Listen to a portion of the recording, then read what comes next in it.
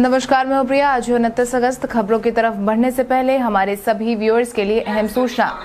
अगर आप रोजगार की तलाश में बैठे हैं और आपको रोजगार से जुड़े समाचार की तलाश है तो आप हमारे YouTube चैनल GOVPVT को सब्सक्राइब करें, जिसका लिंक आपको स्क्रीन पर दिख रहा होगा। ज्ञात हो हमारे चैनल पर आपको डेली प्राइवेट से लेकर सरकारी नौकरी की ताजा जानकारी मिलेगी। अब चलिए बढ़ते हैं सुर्खियों की ओर। जिला विधिक सेवा प्राधिकरण DLSA औरंगाबाद बिहार ने निकाली रिक्तियां। आज बिहार के 74 खिलाड़ियों को किया जाएगा सम्मानित। चिनूक हेलीकॉप्टर के उड़ते ही गूंजे भारत माता के जयकार। अब बिहार छात्रों को आसानी से मिल सकेगी 3 साल की स्कॉलरशिप। बिहार के इलाकों में नहीं होगी चुनावी जनसभा। अब चले बढ़ते हैं बिहार की 25 बड़ी खबरों की ओर विस्तार से। जिला विधिक सेवा प्राधिकरण DLSA औरंगाबाद बिहार ने निकाली रिक्तियां। जिला विधिक सेवा प्राधिकरण DLSA औरंगाबाद बिहार ने लीगल प्रैक्टिशनर के कुल मिलाकर 25 पद पर आवेदन की मांग की है। इन पदों के लिए शैक्षणिक योग्यता की बात करें तो इच्छुक और योग्य उम्मीदवार LLB और अधिवक्ता के रूप में 3 साल का कार्य अनुभव होना अनिवार्य किया गया है। इच्छुक और योग्य उम्मीदवार अंतिम तारीख 15 सितंबर 2021 तक आधिकारिक वेबसाइट districts.ecourts.gov.in पर जाकर आवेदन भर सकते हैं। इसके साथ ही आप इन पदों से जुड़ी तमाम जानकारी नीचे डिस्क्रिप्शन बॉक्स में दिए गए URL से जाकर ले सकते हैं। आज बिहार के 74 खिलाड़ियों को सम्मानित करेगी सरकार। आज नेशनल खेल दिवस के मौके पर बिहार के 74 खिलाड़ियों को सरकार सम्मानित करने वाली है, जिनको कि आज यानी कि रविवार को राजधानी के प्रेमचंद रंगशाला में आयोजित होने वाले खेल सम्मान समारोह में इस बार कुल मिलाकर 74 राष्ट्रीय स्तर के खिलाड़ियों को सम्मानित किया जाएगा, जिसमें 15 सामान्य और 59 दिव्यांग श्रेणी के राष्ट्रीय खिलाड़ी हैं। कला, संस्कृति और युवा विभाग की तरफ से आयोजित समारोह के उद्घाटनकर्ता उप मुख्यमंत्री तारकिशोर प्रसाद होने वाले हैं, जबकि विभागीय मंत्री आलोक रंजन मुख्य अतिथि होंगे। ज्ञात हो कोरोना के कारण इस बार खेल आयोजन कम होने के कारण सम्मानित खिलाड़ियों की संख्या भी कम है। ITI परीक्षा 2021 का एडमिट कार्ड हुआ जारी। बिहार संयुक्त प्रवेश प्रतियोगिता परीक्षा बोर्ड ने बिहार ITI एडमिट कार्ड 2021 या इंडस्ट्रियल कॉम्पिटिटिव एंट्रेंस टेस्ट के लिए बीते दिन हॉल टिकट जारी कर दिया है। जिन भी उम्मीदवारों ने इस परीक्षा के लिए फॉर्म भरा है वो बिहार ITI हॉल टिकट 2021 को आधिकारिक वेबसाइट bceceboard.bihar.gov.in पर जाकर डाउनलोड कर सकते हैं। ज्ञात हो इस परीक्षा का आयोजन 5 सितंबर 2021 को होने वाला है। आधिकारिक नोटिस के अनुसार जिन उम्मीदवारों को अपने एडमिट कार्ड में किसी भी तरह की गड़बड़ी मिलती है वो इसको लेकर 28 से 31 अगस्त के बीच में इसे ठीक करवा सकते हैं। ज्ञात हो यह एडमिट कार्ड 2021 न केवल परीक्षा के दिन बल्कि उसके बाद भी एक महत्वपूर्ण दस्तावेज है। चिनूक के उड़ते ही गूंजे भारत माता के जयकारे। बक्सर में 3 दिनों पहले इमरजेंसी लैंडिंग के बाद भारतीय वायुसेना का बाहुबली चिनूक ठीक हो गया है और उड़ान भर के अपने गंतव्य तक पहुंच गया। आलम यह रहा कि जिस चिनूक को कीचड़ से निकालने के लिए 3 ट्रैक्टर का सहारा लिया गया वो चिनूक इंजीनियरों की बदौलत ही कीचड़ से निकाला गया। हालांकि जब ऐसा हुआ तब वायुसेना के सैनिकों के साथ साथ स्थानीय लोगों में भी खुशी का माहौल देखने को मिला। जैसे यह विमान अपने गंतव्य के लिए उड़ा, वहां मौजूद लोगों ने तालियों की गड़गड़ाहट और भारत माता के जयकारे लगाए, जिससे पूरा स्कूल परिसर गूंज उठा। आपकी जानकारी के लिए आपको बता दें कि बक्सर के मनिकपुर हाई स्कूल के मैदान में बुधवार की शाम आपात स्थिति में चिनूक हेलीकॉप्टर को उतारा गया था। बिहार में जजों और कोर्ट की सुरक्षा होगी चुस्त। बिहार में जल्द ही जजों और कोर्ट की सुरक्षा चुस्त करने की योजना बनाई गई है। इस बाबत राज्य में सभी जजों और कोर्ट परिसर की समुचित व्यवस्था करने के लिए एक प्रोटेक्शन रिव्यू ग्रुप का गठन किया जाएगा। इस PRG की जिम्मेदारी समय समय पर कोर्ट और जजों की सुरक्षा की समीक्षा करने की होगी। इसके साथ ही जहां सुरक्षा में कोई भी कमी देखी जाएगी या सुरक्षा मानक के अनुरूप नहीं होगी वहां इसे तुरंत ठीक करने के लिए गृह विभाग को निर्देश दिया जाएगा। इसके साथ ही इस कमेटी के अध्ययन में कौन होंगे और इसका स्वरूप क्या होगा इसका निर्धारण भी जल्द ही किया जाएगा। इसके अलावा केंद्रीय गृह मंत्रालय के स्तर से सभी स्तर के कोर्ट और जजों की सुरक्षा को लेकर एक सुरक्षा प्रोटोकॉल भी तैयार किया जा रहा है। इसे भी जल्द ही सभी राज्यों को दे दिया जाएगा, जिसके आधार पर इनकी सुरक्षा व्यवस्था बहाल की जाएगी। बिहार में 465 चलंत दस्ता सिपाहियों की हुई नियुक्ति। बिहार में ट्रैफिक नियम तोड़ना आपके लिए अब महंगा पड़ सकता है, क्योंकि बिहार में जल्द ही ट्रैफिक नियमों को दुरुस्त करने के लिए 465 चलंत दस्ता सिपाहियों को नियुक्त कर दिया गया है, जिसको लेकर बीते दिन बिहार सरकार में परिवहन विभाग मंत्री शीला कुमारी की अध्यक्षता में विश्वेश्वरैया भवन सभागार में चलंत दस्ता सिपाहियों के इंडक्शन कार्यक्रम का आयोजन किया गया था। इस मौके पर चलंत दस्ता सिपाही के 34 सिपाहियों को शीला कुमारी के हाथों नियुक्ति पत्र दिया गया। बाकी के चयनित सिपाही को 1 सितंबर को जिलों में नियुक्ति पत्र दिया जाएगा। वहीं इस दौरान परिवहन सचिव संजय कुमार अग्रवाल ने बताया कि मोटर वाहन से संबंधित नियमों अधिनियम का अनुपालन सुनिश्चित कराने, ओवरलोडिंग पर प्रभावी ढंग से नियंत्रण करने और प्रवर्तन तंत्र को और प्रभावी बनाए जाने के उद्देश्य से चलंत दस्ता सिपाहियों की नियुक्ति की गई है। अवैध बालू खनन में हटाए गए 4 एसडीपीओ से शो कॉज। बालू के अवैध खनन में संलिप्तता के आरोप में हाल ही में 4 अनुमंडल पुलिस पदाधिकारियों को निलंबित किया गया था। अब बीते दिन इन्हें शो कॉज जारी किया गया है, जिसके बाद अब इन पुलिस अधिकारियों को उन पर लगे आरोपों के मद्देनजर बचाव में 15 दिनों के अंदर लिखित जवाब देना होगा। आपकी जानकारी के लिए आपको बता दें कि कुछ समय पहले ही अवैध बालू खनन में ईओयू की जांच रिपोर्ट पर 41 पुलिस और प्रशासनिक अधिकारियों पर कार्रवाई हुई है। जानते हैं कैसा रहेगा आपके जिले के मौसम का हाल। आईएमडी पटना द्वारा मिली जानकारी के अनुसार उत्तर पश्चिमी बिहार के जिले पूर्वी और पश्चिमी चंपारण, सिवान, सारण और गोपालगंज में आज कुछ ही जगहों पर बारिश होने की संभावना है। वहीं उत्तर मध्य बिहार के जिले सीतामढ़ी, मधुबनी, मुजफ्फरपुर, दरभंगा, वैशाली, शिवहर और समस्तीपुर में भी आज कुछ ही जगहों पर बारिश होने का अनुमान है। उत्तर पूर्व बिहार के जिले सुपौल, अररिया, किशनगंज, मधेपुरा, सहरसा और पूर्णिया के अधिकतर जगहों पर आज बारिश होने का अनुमान जताया गया है। वहीं दक्षिण पश्चिमी बिहार के जिले बक्सर, भोजपुर, रोहतास, भभुआ, औरंगाबाद, जहानाबाद और अरवल के कुछ ही स्थानों पर बारिश को लेकर अनुमान लगाया गया है। दक्षिण मध्य बिहार के जिले पटना, गया, नालंदा, शेखपुरा, नवादा, बेगूसराय और लखीसराय के कुछ जगहों पर हल्की बारिश की संभावना जताई गई है। वहीं दक्षिण पूर्व बिहार के जिले कटिहार, भागलपुर, बांका, जमुई, मुंगेर और खगड़िया के अधिकतर जगहों पर बारिश होने का अनुमान लगाया गया है। पंचायत चुनाव से पहले इन अफसरों को हटाने की शुरू हुई तैयारी। बिहार में पंचायत चुनाव को लेकर तैयारियां जारी है। इन सबके बीच राज्य निर्वाचन आयोग भी कई दिशा निर्देश जारी कर चुका है। इसी के साथ चुनाव में संबंधित आयोग ने एक और महत्वपूर्ण जानकारी साझा की है, जिसके तहत निर्वाचन आयोग ने वैसे सभी अफसरों को हटाने के निर्देश दिए हैं जो कई सालों से एक ही जगह पर तैनात है। एक ही जिले में 3 साल से पदस्थापित डीएसपी रैंक के अफसरों के अलावा थाने में तैनात इंस्पेक्टर और दरोगा को स्थानांतरित करने को कहा गया है। इसको लेकर आयोग की तरफ से गृह विभाग के अपर मुख्य सचिव चैतन्य प्रसाद को पत्र भी जारी किया गया है। आपकी जानकारी के लिए आपको बता दें कि इस आदेश के बाद डीएसपी, इंस्पेक्टर और सब इंस्पेक्टर रैंक के पुलिस अफसर स्थानांतरित किए जाएंगे। अब बिहार के छात्रों को आसानी से मिल सकेगी 3 साल की स्कॉलरशिप। बिहार के सभी अनुसूचित जाति, अनुसूचित जनजाति, पिछड़ा वर्ग और अति पिछड़ा वर्ग के लाखों छात्रों को पोस्ट मैट्रिक स्कॉलरशिप योजना का लाभ आसानी से देने के निर्णय को हाल ही में जारी किया गया है। इस बाबत बिहार सरकार ने हाल ही में एक पोर्टल को लॉन्च किया है। मिली जानकारी के अनुसार इसके लिए शिक्षा विभाग ने एनआईसी की मदद से बिहार का अपना ऑनलाइन पोर्टल www.pmsonline.bih.nic.in तैयार किया है। अब इसके लिए बिहार के बच्चों को नेशनल स्कॉलरशिप पोर्टल पर आवेदन की जरूरत नहीं पड़ेगी। इस बाबत शिक्षा मंत्री विजय चौधरी ने साफ कहा है कि अब तक की व्यवस्था से गरीब तथा पिछड़े वर्ग के मेधावी छात्रों को छात्रवृत्ति के लिए इंतजार करना पड़ रहा था, लेकिन एनआईसी द्वारा पोर्टल तैयार कर देने से यह इंतजार खत्म हो जाएगा। शिक्षक नियोजन की जांच में हुआ बड़ा खुलासा। बीते दिन शिक्षक नियोजन की जांच में बड़ा खुलासा हुआ है, जिसके तहत फर्जी सर्टिफिकेट के आधार पर नालंदा के 26 अभ्यर्थियों का चयन किए जाने की पुष्टि हुई है, जिसकी जानकारी शिक्षा विभाग के अपर मुख्य सचिव संजय कुमार ने ट्वीट करके दी और बताया कि नालंदा जिले के 26 अभ्यर्थियों के फर्जी सर्टिफिकेट के आधार पर शिक्षक नियोजन में शामिल हुए हैं, जिन पर अब कार्रवाई करने की बात कही गई है। इस बाबत शिक्षा मंत्री विजय कुमार चौधरी ने अपना बयान जारी करते हुए कहा कि शिक्षक नियोजन में जहां भी फर्जीवाड़े की सूचना मिल रही है वहां तुरंत एक्शन लिया जा रहा है। हम तो कहते हैं कि फर्जी करने वालों को हमारे सामने लाइए, हम कार्रवाई करेंगे। दोषियों पर कार्रवाई करने के लिए सरकार और विभाग प्रतिबद्ध है।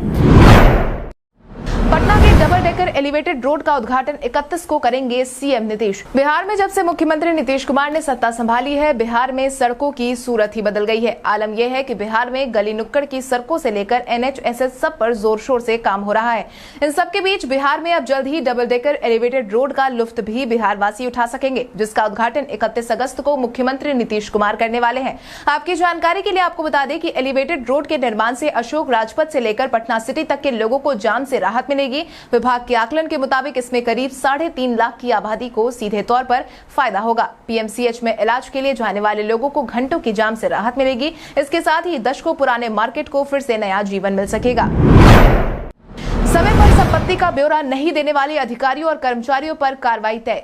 बिहार के सरकारी कर्मियों और अधिकारियों को सरकार ने बार बार अपनी संपत्ति का ब्यौरा पेश करने के लिए कहा है। बिहार सरकार के नियम के तहत समूह क से ग तक के अधिकारियों और कर्मचारियों को हर साल अपनी चल और अचल संपत्ति और दायित्वों का ब्यौरा देना अनिवार्य है, लेकिन अब तक कई ऐसे कर्मी और अधिकारी हैं जो सरकार की बात को गहनता से लेना उचित नहीं समझ रहे हैं। ऐसे में अब बिहार सरकार ने इन कर्मियों और अधिकारियों पर भी नकेल कसना शुरू कर दिया है। सामान्य प्रशासन विभाग ने इसको लेकर सभी विभागों के अपर मुख्य सचिव, प्रधान सचिव, सचिव और विभागाध्यक्ष के साथ प्रमंडलीय आयुक्त और जिला पदाधिकारियों को पत्र लिखा है। संपत्ति का विवरण नहीं देने वाले अधिकारियों और कर्मचारियों का वेतन रोका जाएगा। बिहार के इन इलाकों में नहीं होगी चुनावी जनसभा। राज्य निर्वाचन आयोग की माने तो पंचायत चुनाव को लेकर बिहार भर में जनसभा का आयोजन तो करवाया जाएगा, लेकिन कुछ ऐसे इलाके हैं जहां पर इसकी रोक रहेगी। आयोग की माने तो ये वैसे इलाके हैं जो सीमांचल के आसपास के हैं। ये वो इलाके हैं जो इंडो नेपाल और बांग्लादेश बॉर्डर के आसपास के हैं। जानकारों का कहना है कि राज्य निर्वाचन आयोग का यह फैसला सुरक्षा व्यवस्था को ध्यान में रखकर लिया गया है। इस बाबत आयोग ने हाल ही में एटीएस के एडीजी से भी बातचीत की थी। इस दौरान एटीएस के एडीजी रविंद्रन शंकर ने पूर्णिया रेंज के आईजी और पूर्णिया, अररिया, कटिहार, किशनगंज के पुलिस अधीक्षकों को यह निर्देश दिया है कि सीमा से सटे इलाकों में चुनावी सभा की इजाजत न दी जाए। साथ ही सुरक्षा व्यवस्था को ध्यान में रखते हुए सीमा से सटे इलाकों में बॉर्डर सिक्योरिटी फोर्स के जवानों ने अभी से ऐतिहासिक कदम उठाना शुरू कर दिया है।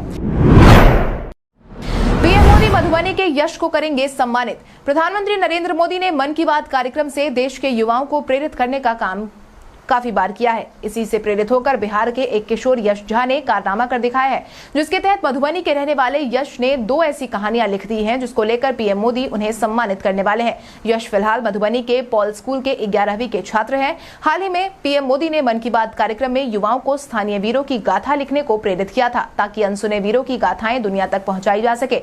जिसके बाद अब आने वाले 12 जनवरी 2022 को युवा दिवस के दिन पीएम मोदी खुद यश को सम्मानित करेंगे। चिराग पासवान ने दिए मध्यावधि चुनाव के संकेत। जब से बिहार विधानसभा चुनाव का आयोजन हुआ है, तब से ही चिराग पासवान और नीतीश कुमार के रिश्ते में तल्खी आ गई है। यही कारण है कि आए दिन लोजपा अध्यक्ष चिराग पासवान मुख्यमंत्री नीतीश कुमार के खिलाफ कोई न कोई टिप्पणी जरूर करते रहते हैं। इसके तहत उन्होंने बीते दिन एक बार फिर से अपने औरंगाबाद दौरे पर मुख्यमंत्री नीतीश कुमार को आड़े हाथों लिया है, जिसके तहत उन्होंने अपना बयान जारी करते हुए साफ कहा कि बिहार में कभी भी मध्यावधि चुनाव हो सकता है। बिहार का सियासी पारा गर्म है। आप देख सकते हैं मुख्यमंत्री नीतीश कुमार बिहार के विकास करने के बजाय अपनी पार्टी को मजबूत बनाने में लगे हुए हैं। कौन अध्यक्ष होगा, कौन नेता होगा, यह बात जातीय समीकरण साधने में वो लगे हुए हैं। जदयू में बढ़ी हलचल यह बताने के लिए काफी है कि बिहार की सत्ता नीतीश कुमार के हाथ से कभी भी छिन सकती है। सोने के मुकुट और 70 किलो सिक्के से तौले गए उपेंद्र कुशवाहा। बीते दिन जदयू के संसदीय दल के अध्यक्ष उपेंद्र कुशवाहा को शिवहर जाने के क्रम में मीनापुर में जगह जगह उनका भव्य स्वागत किया गया। मुस्तफागंज बाजार के कर्पूरी भवन में ही आयोजित भव्य कार्यक्रम में उन्हें सिक्कों से तौला गया। बताया जा रहा है कि करीब 70 किलो वजन सिक्कों का था, जो जनसहयोग से जुटाया गया था। उसके बाद उन्हें स्वर्ण मुकुट भी भेंट किया गया। सम्राट अशोक क्लब भारत की तरफ से अभिनंदन समारोह किया गया था। उपेंद्र कुशवाहा ने इस दौरान कहा कि बिहार तेजी से विकास कर रहा है। आपके द्वारा ताकत मिलती रही तो अम्बेडकर द्वारा लिखित संविधान को पूर्ण रूपेण लागू कर समतामूलक समाज की स्थापना की जाएगी। जदयू के पोस्टर से पार्टी के बिग बॉस का हुआ खुलासा। इन दिनों पोस्टर पर चेहरा चमकाने को लेकर काफी बवाल देखने को मिला है, जिसके कारण किसका चेहरा पोस्टर पर है और किसका नहीं, इसको लेकर काफी बवाल हुआ। हालांकि अब बीते दिन जदयू की तरफ से जारी किए गए पोस्टर से जदयू के बिग बॉस का खुलासा हो गया है। इतना ही नहीं, जदयू में कोई गुटबाजी नहीं है, ना ही कोई पावर सेंटर है। इस बात के भी साफ संकेत मिल गए हैं, जिसके तहत बीते दिन जदयू दफ्तर में बड़े बड़े पोस्टर लगाए गए, जिसमें सिर्फ और सिर्फ मुख्यमंत्री नीतीश कुमार की तस्वीर लगी हुई थी। सियासी जानकार मानते हैं कि ये पोस्टर साफ साफ संदेश है कि जदयू का मतलब केवल नीतीश कुमार ही है। इन पोस्टर के बहाने ये भी साफ करने की कोशिश की गई है कि जदयू में ना तो कोई दूसरा पावर सेंटर है और ना ही कोई गुट है। गोपाल मंडल ने तारकिशोर प्रसाद को कहा आई लव यू। जदयू के गोपालपुर के विधायक गोपाल मंडल ने पिछले दिनों बिहार के उप मुख्यमंत्री तारकिशोर प्रसाद पर आरोप लगाते हुए कहा था कि वो जब क्षेत्र में आते हैं तो पैसा वसूलते हैं। ऐसे में अब गोपाल मंडल का बयान बदल गया है, जिसके तहत बीते दिन गोपाल मंडल ने अंग्रेजी में आई लव यू कहा है। इस दौरान बोलते हुए गोपाल मंडल ने कहा कि तारकिशोर प्रसाद मेरे अभिभावक हैं, हम उनसे प्यार करते हैं। इतना ही नहीं, उन्होंने अपने बयान के लिए माफी भी मांगा है। बता दें कि इस बयानबाजी के बाद गोपाल मंडल को शो कॉज हुआ था। ये भी बता दें कि गोपाल मंडल के विवादित बयानों के बाद बिहार के सियासी गलियारे में गहमा-गहमी भी शुरू हो गई थी। भारत के इतिहास में आज की तारीख कई कारणों से है दर्ज। सूरत की लड़ाई में अंग्रेजों ने 1612 में पुर्तगालियों को हराया। मानव संसाधन विकास मंत्रालय के अंतर्गत भारत में शिक्षा को समर्पित शिक्षा विभाग को 1947 में पुनर्स्थापित किया गया। डॉक्टर भीमराव अंबेडकर की अध्यक्षता में 1947 को भारतीय संविधान सभा द्वारा संविधान का मसौदा तैयार करने के लिए एक प्रारूप समिति का गठन किया गया। कांग्रेस ने 1957 में नागरिक अधिकार अधिनियम 1957 पारित किया था। तृणमूल कांग्रेस के कार्यकर्ताओं के बवाल के क्षुब्ध होकर टाटा मोटर्स ने 2008 को सिंगूर में नैनो परियोजना स्थल से अपने कर्मचारी हटा दिए थे। झारखंड के नवनियुक्त मुख्यमंत्री शिबू सोरेन ने 2008 को विधानसभा में अपना बहुमत साबित किया था। भारत के एक प्रमुख चिकित्सक और देश सेवक जीवनराज मेहता का जन्म 29 अगस्त 1887 को हुआ था। भारत के ख्याति प्राप्त हॉकी खिलाड़ी मेजर ध्यानचंद का जन्म भी 29 अगस्त 1905 को हुआ था। आज ही के दिन को राष्ट्रीय खेल दिवस के रूप में मनाया जाता है। तीसरे टेस्ट में इंग्लैंड को मिली जीत। दोनों टीम अब 1-1 के साथ बराबरी पर। लीड्स के हेडिंग्ले क्रिकेट स्टेडियम में खेले गए तीसरे टेस्ट मुकाबले में इंग्लैंड टीम जीत गई है। तीसरे टेस्ट मुकाबले में भारतीय टीम 278 रनों पर सिमट गई और इंग्लिश टीम ने मैच को एक पारी और 76 रनों से अपने नाम कर लिया। ज्ञात हो बीते दिन मैच का चौथा दिन था और भारतीय टीम 432 रनों के आंकड़ों को छुपाने में नाकामयाब रही। चौथे दिन महज 1 घंटे में ही भारतीय टीम के एक के बाद एक 4 बल्लेबाज आउट हो गए, जिनके भरोसे जीत के सपने संजो रहे थे। पहले पुजारा, फिर कप्तान विराट कोहली, फिर अजिंक्य रहाणे और ऋषभ पंत एक के बाद एक आउट हो गए। मैच के तीसरे दिन अपने 91 रनों की पारी से भारतीय टीम को मजबूती प्रदान करने वाले चेतेश्वर पुजारा चौथे दिन का खेल शुरू होने के साथ ही बिना खाता खोले LBW आउट हो गए। इस दौरान वो शतक बनाने से चूक गए। Amazon ने धमाकेदार फीचर को किया लॉन्च। Amazon ने हाल ही में एक और धमाकेदार फीचर लॉन्च किया है, जिसके तहत ई-कॉमर्स वेबसाइट Amazon ने अपने चुनिंदा ग्राहकों के लिए बाय नाउ पे लेटर का ऑप्शन पेश किया है। इस फीचर के आने के बाद ग्राहक $50 या उससे अधिक की खरीद की कुल लागत को मासिक भुगतान में विभाजित करके पेमेंट कर सकेंगे। कंपनी ने इस सुविधा के लिए पेमेंट नेटवर्क अफर्म के साथ साझेदारी भी की है। बिहार के इस जिले में होगी BCA की बैठक। 12 सितंबर को BCA की वार्षिक आम सभा की बैठक का आयोजन होने वाला है, जो कि बिहार के जमुई जिले में आयोजित करवाई जाएगी, जिसकी जानकारी बिहार क्रिकेट संघ के जिला संघों के प्रतिनिधि सह कार्यकारी सचिव संजय कुमार सिंह ने दी है। इस बाबत उन्होंने बताया कि 12 सितंबर को होने वाले बैठक की जानकारी सभी सदस्यों को दे दी गई है। इनमें सदन के सदस्यों को व्यक्तिगत रूप से वेबिनार के माध्यम से अनिवार्य रूप से उपस्थित रहने को कहा गया है। वहीं इस बैठक के जमुई में आयोजित होने को लेकर कार्यकारी सचिव ने अपनी खुशी जाहिर की है, जिसके तहत उन्होंने साफ कहा कि जमुई जिला भगवान महावीर की धरती है और पहली बार BCA जैसी बड़ी संस्थान की वार्षिक आम सभा की बैठक होना अपने आप में गौरवशाली है। जदयू के राष्ट्रीय पदाधिकारियों की हुई बैठक। बीते दिन राष्ट्रीय अध्यक्ष ललन सिंह की अध्यक्षता में जदयू प्रदेश कार्यालय में राष्ट्रीय कार्यकारिणी की बैठक का आयोजन करवाया गया था, जिसमें जदयू के संसदीय बोर्ड के अध्यक्ष उपेंद्र कुशवाहा भी शामिल हुए थे। ज्ञात हो बीते दिन आयोजित बैठक में आज होने वाली राष्ट्रीय परिषद की बैठक का एजेंडा राष्ट्रीय पदाधिकारी की बैठक में तय किया गया। वहीं आज आयोजित राष्ट्रीय परिषद की बैठक में मुख्यमंत्री नीतीश कुमार, RCP सिंह, वशिष्ठ नारायण सिंह, 23 राज्यों के अध्यक्ष, सभी सांसद, राज्य सरकार के मंत्री समेत करीब 250 नेता शामिल होंगे, जो कि करीब 3 बजे के आसपास आयोजित होने वाली है। अब आइए जानते हैं सराफा बाजार और पेट्रोल डीजल के क्या थे भाव। अगर हम सराफा बाजार की बात करें तो सोने का भाव 28 अगस्त को 22 कैरेट के लिए प्रति 10 ग्राम 45,880 रुपए था। वहीं 24 कैरेट के लिए प्रति 10 ग्राम 49,190 रुपए था। इसके साथ ही अगर हम चांदी की बात करें तो चांदी का भाव प्रति किलो 63,800 रुपए था। इसके साथ ही राजधानी पटना में पेट्रोल की कीमत 103.99 रुपए प्रति लीटर, वहीं डीजल 94.75 रुपए प्रति लीटर था।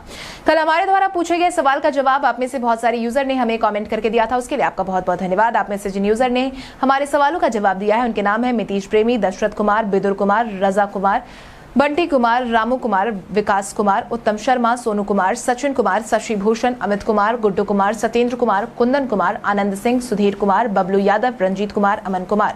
इसके अलावा हमारी टीम को और भी लोगों के जवाब अच्छे लगे हैं, मगर समय के अभाव के कारण हम उनका नाम नहीं ले पाए, लेकिन आप हमारे सवालों का जवाब देते रहे। हम कल आपका नाम लेने की पूरी कोशिश करेंगे। तो चलिए बढ़ते हैं आज के सवाल की ओर।